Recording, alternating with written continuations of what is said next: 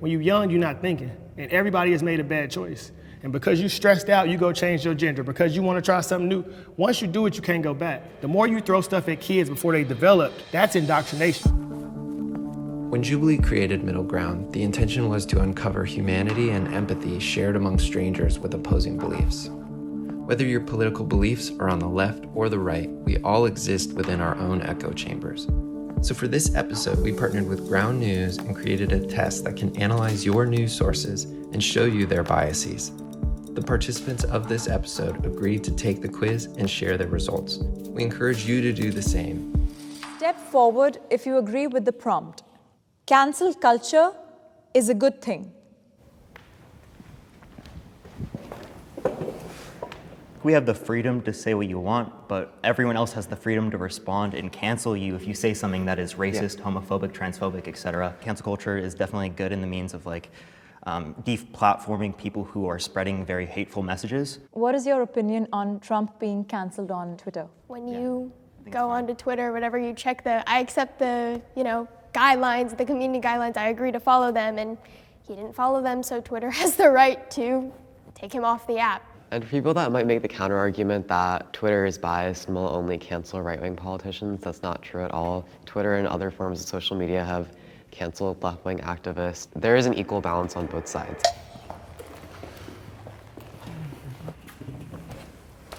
You brought up canceling him off Twitter. I'm sorry, I disagree. When the Taliban can use our social media, but an ex-president can't, there is something wrong with that. Did the Taliban violate community guidelines? It doesn't matter. I think it matters to Twitter what their community guidelines are. That's why they banned Trump, because Trump violated community guidelines. That's what every platform has, whether it be TikTok, YouTube, Instagram. The Taliban stones people because they're gay. If they've done that and they've posted videos of stoning gay people, I agree, they should be removed, and that 100%. is fundamentally wrong. Except the problem is they're smart enough to not do that. Well, then why wasn't Trump the smart enough to president not do wasn't that? smart enough to not do that, I guess. If I'm an American and I have to vote between this person, I need equal access to both of them to decide what's right. Bro, you could be a Klansman, you could say you hate black people. That's not my job to police your language. I can't expect everybody to love me and think the way I think. All y'all think different. I mean, that's totally dope. But the fact that you want somebody removed because they think differently, that could be you one day. Do you think freedom of speech is something that still exists in America? We do have aspects of freedom of speech. Like, you can't go into a movie theater and yell fire. So obviously there are limits of freedom of speech. But they're picking and choosing who they're silencing and who they're letting talk. If people react negatively to what you say, it goes both ways. You can't just say that, oh, they 100%. can't. Oh, okay. Absolutely. America is becoming less and less safe. I'll leave this to you guys. So I have a lot of friends that have been in the military for the last 20 years because they refused to get vaccinated. They told me that they would be dishonorably discharged or kicked out of the military. I just believe we're losing a lot of good servicemen with the current situation that we're in right now. A lot of police officers are down. Crime is up all over. When police aren't there, we're murdering each other at a really high rate. Police are in those neighborhoods because the homicide rate is high. Y'all can run around talking about police all you want, but I challenge any of these liberal kids to spend 2 weeks in the environment I grew up in, and I promise your perspective will change. The one advantage we have about being older, we've been through a threat or two. And our enemies, like China, the Communist Party in China, they're laughing at us. Russia's like, we don't need to do much. They're gonna screw it up on their own. We need to get the help of our younger people that haven't been through a threat before to realize a lot of what's going on is not good. My name is Mike, I'm 59 years old, and I'm a conservative parent. Growing up during the 1980s, that was a huge influence on me, and it formed my views, and the people that I was around is the reason why I'm a conservative parent. I think America should be more middle of the road and not be necessarily more liberal, and if anything, it should be a hint more on the conservative side, because we're going to watch our freedoms get extinguished or encroached if we don't guard those freedoms and make sure that all of our children have a chance to succeed. Can the disagreeer step forward? I actually wished I came up here for the agreeing section because I think I interpreted the definition of safety the same way that you guys did, but after hearing your guys' conversation, I started thinking about how our American people aren't safe in the face of like imminent like climate disasters that are coming our way, and how we don't have the infrastructure to deal with that. I actually very much agree with that, because I think we need to define like kind of like what we mean by like we're less safe now. Do we mean like there's more homicides after COVID, or like what do we mean? I would say before we got rid of half our military, half our police force, slavery was legal. The Holocaust was legal. So we can look at all of these mass atrocities and say we're doing what's right. Everybody who was a part of the Holocaust government, they were doing what Hitler said. They were doing what was right. So everybody losing their job for not getting vaxxed, and all the vax people, you got who can we control? Everybody who get the shot, that's who's gonna do what we say. The enemies are coming, and we don't care about that because we wanna care about what color we should wear and pride and critical race theory. It's like no one else cares about that but us in America. That's our problem. So you think that talking about sexual orientation and all that kind of stuff takes away from the safety of our country? Who you sleep with has no merit in the real world. What does it matter? Okay, let's just broaden the scope. With the coronavirus pandemic, why did it take weeks for us as a country to mobilize together to fight the public health crisis that was already affecting the nation? It was a scam to get Donald Trump out of office. It's all fake. It's my opinion. I agree with you. I don't think that we could create, or the Democrats could create some international plan, getting all of these scientific communities outside of just the US and even international governments on their side for something that they're just trying to get Trump out of office. I feel like that's heavily ridiculous. Trump was the thorn that nobody saw coming, and they had to find a way to get him out of there. If there's no mail-in voting, 100% Trump is the president right now, 100%. Yeah, because overwhelmingly mail-in ballots were to Biden, and that's obvious. Like, exactly. It's not because mail-in ballots are fraudulent, because mail-in ballots are actually not fraudulent at all. That this election was the safest election in recorded history. There's a lot of videos, so you see people with fake ballots, so that's here and there. I'm not about That's to just argue. hearsay from random people on TikTok. Are we really gonna like take that as like empirical evidence? It's a personal opinion. My name is Parker, I'm 19, and I'm a liberal. My sisters and I have become a lot more liberal, a lot more left-leaning over time, while my parents have stayed a bit conservative. Before, when I was a conservative, I kind of just went off a lot of the indoctrination and propaganda that was spread to me when I was a kid. I grew up on the fact that, oh, we shouldn't have increased taxes because taxes are just negatively affecting us. Personal responsibility isn't what a lot of the decisions people make in society is based on. It's mainly based upon their environments, how they're socialized by their parents, people around them, things like that. My news source is more reliable than the other side's. News source. When I look at conservative news, I see a lot of conspiracies that I don't necessarily agree with. And so if everything comes from opinion and just people developing their own ideas, it just doesn't seem reliable to me. I feel like the only way we can get unbiased news is in order for news media organizations to stop prioritizing having really vivid headlines that might not necessarily be 100% accurate. I think that starts with putting people over profit. They want the biggest story or whatever, and they don't want to actually give the news that would be beneficial to our everyday average Americans. And I think that if we put a lot more focus on putting people first instead of the big news or the big story, we can change that aspect of society. I agree with you 100%. Like I say the civil rights movement is the civil rights entertainment industry because it's so profitable. Put a police shooting on TV, it's breaking news. Every headline is on every social media. You're selling shirts, you're selling signs. That's so much more profitable than showing me and you shaking hands. The news media is literally capitalizing off the emotions of society. No matter how you feel about it, handle it in your privacy of your house. Why? Because if you can do it on camera, somebody's gonna make $1 off of it, and that's not fair to you. Young people today are too sensitive.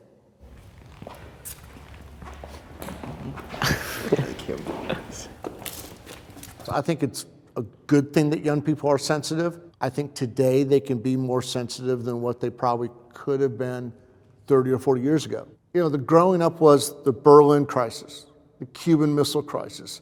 I mean, we had the threat of annihilation, staring at us several times. And a lot of times I go, thank God John Kennedy handled it. The country has been spoiled for so long. They're trying to make it so a man can't be a man. And if you don't let men be men, then things start crumbling. Society crumbles, families crumble, and broken homes start happening. And kids need their fathers. So 36% of kids don't have a father. So every boy is, well, my mom is mad at me, my dad don't love me, my dad don't care about me.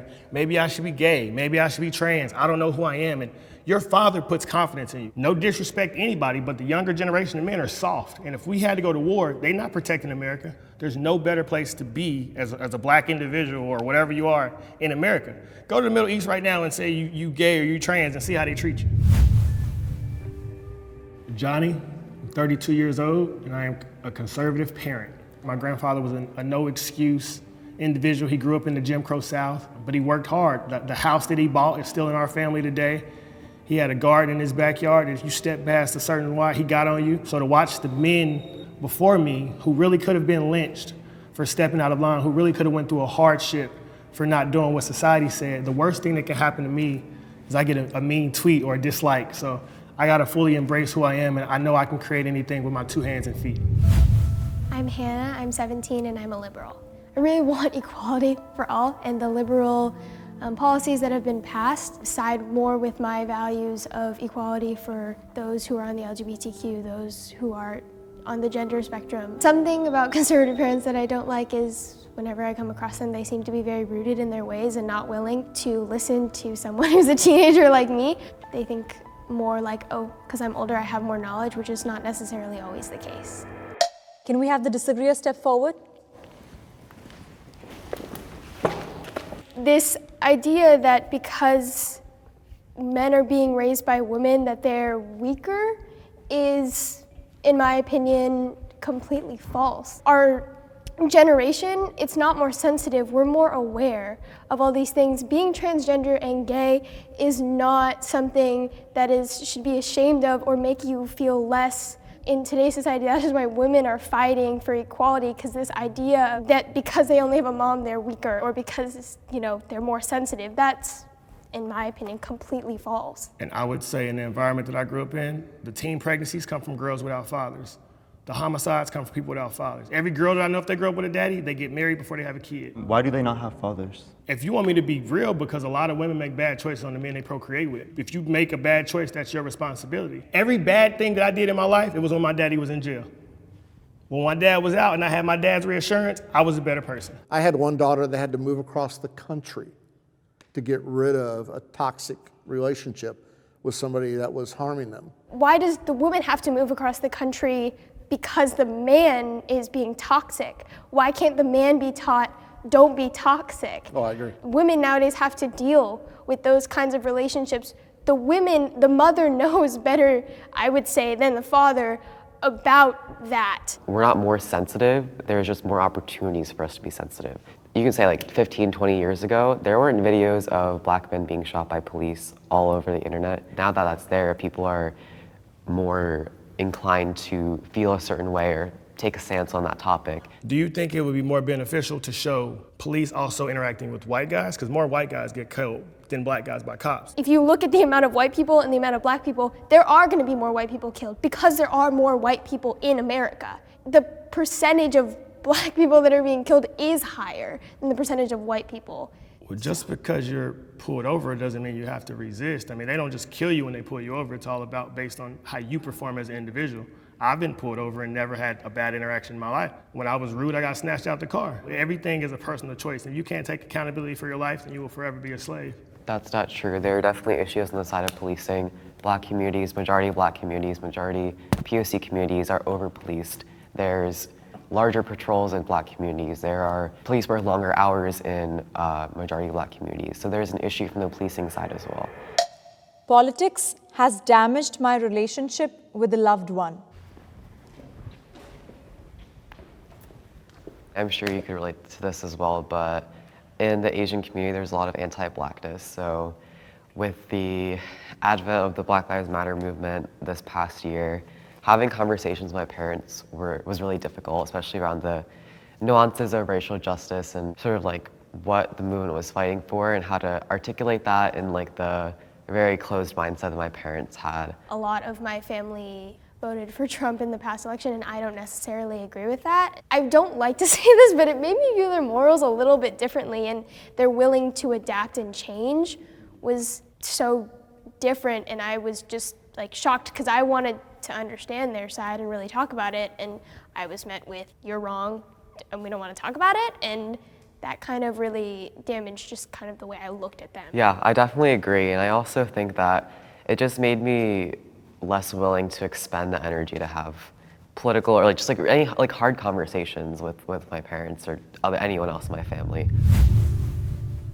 My name is Rithwik, I'm 18 years old, and I'm a liberal. I grew up in a low-income immigrant household, and I think the systems that are in place right now aren't sufficient enough to support people, Americans like myself or my family. Because my parents were immigrants, I think they were liberal on issues like immigration and things that directly affected them. I'd like to ask to the conservative parents why they don't necessarily listen or adopt their own beliefs, whether political or social, based on the conversations they have with their children and why they're so set in their ways. You know, I read a lot of the tragic stories where family members don't talk to each other anymore. Personally, I think that's sad. Do all my family members vote the same? No. Do we have a pretty good idea of how family members may have voted? Yeah.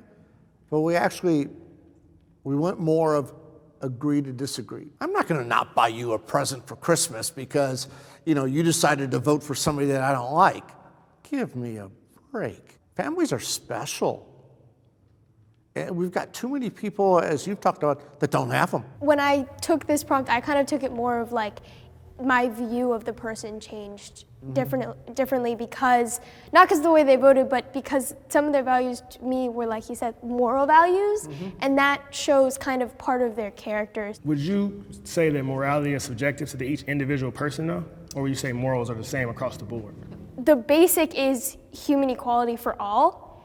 And so if you don't believe that somebody should have an equality based on their gender, their sexual orientation, or their race, or anything like that, that's a moral problem in my eyes. That's a huge thing with the trans and the gay and the LGBTQ and all that whole thing. So I grew up LDS, being Utah County, it's like 95% Mormon. At 8 years old is when you get baptized. And so if you're raised around where 95% of people think the exact same way, I feel like that's too young of an age where you're a child and you don't really know what you're doing. And so where I have a problem with the trans or these different things is they're getting kids at like 10, 12 years old and they're pushing them down that path. Who's they? Who's they? Mm-hmm. Who's indoctrinating these kids into becoming LGBTQ and et cetera? There's a lot of groups out there. Like? I've just heard that there's groups out there. I don't know. You don't think there's groups out there that do that? No. I'm assuming you're a straight man, so I think it's weird for you to comment on the queer experience and what that's like for someone growing up who's struggling with those experiences. The way you're describing it as indoctrination, people who are figuring out their sexualities and their queer identities aren't necessarily going to ascribe to the first labels that are put before them. If I'm not mistaken, the brain isn't fully developed until you're 25 years old, correct? Yeah, correct. So I know how I used to think at 16, man. I know how I used to think at 21. Man, I'm not against kids doing whatever they want. It's just the older you get, you change. I got my first tattoo at 15. I'm covered now. If I was a little older, I probably would have waited. When you're young, you're not thinking. And everybody has made a bad choice. And because you stressed out, you go change your gender. Because you want to try something new, once you do it, you can't go back. The more you throw stuff at kids before they developed, that's indoctrination because you're trying to get them while they're not fully cognitive to know what's going on. The older you get, the more conservative you become.